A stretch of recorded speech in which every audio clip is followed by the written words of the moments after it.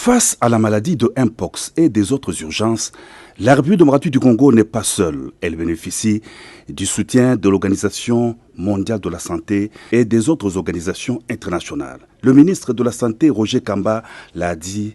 Il a conduit ce jeudi 29 août une délégation du directeur général de l'OMS, Tedros Adhanom, auprès du président de la République Félix-Antoine Tshisekedi Tshilombo. C'était à la Cité de l'Union africaine. On avait une réunion à Brazzaville pour l'OMS régionale et on a fini cette réunion. Il a décidé de traverser pour rencontrer le président, d'abord pour présenter ses civilités, mais aussi pour dire tout le soutien que les organisations internationales sont là pour accompagner la RDC dans toutes les urgences que nous rencontrons et aussi dans les perspectives des grandes choses internationales, comme par exemple le fonds sur les pandémies, pour laquelle il a demandé le soutien du président de la République.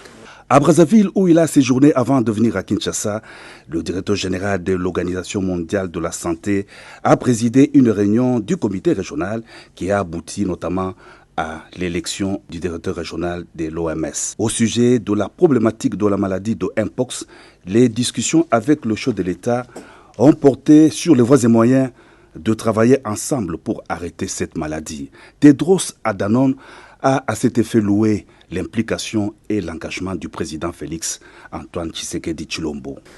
Significantly. And also in terms of numbers in polio. Le président est très engagé à aider.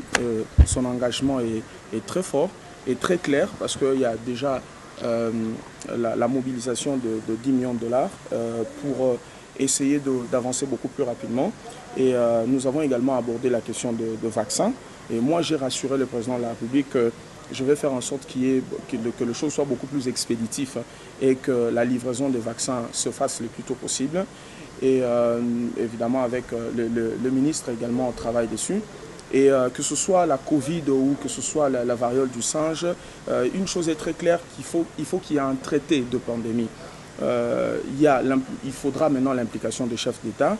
Le président de la RDC s'est engagé beaucoup dans ce voyage et pour faire en sorte qu'il y ait finalisation d'un traité de pandémie au plus tard à la fin de l'année. Je suis très content que nous sommes en train de travailler sur le processus d'arrêt de cette pandémie et il y a eu aussi de progrès en matière de lutte contre la polio.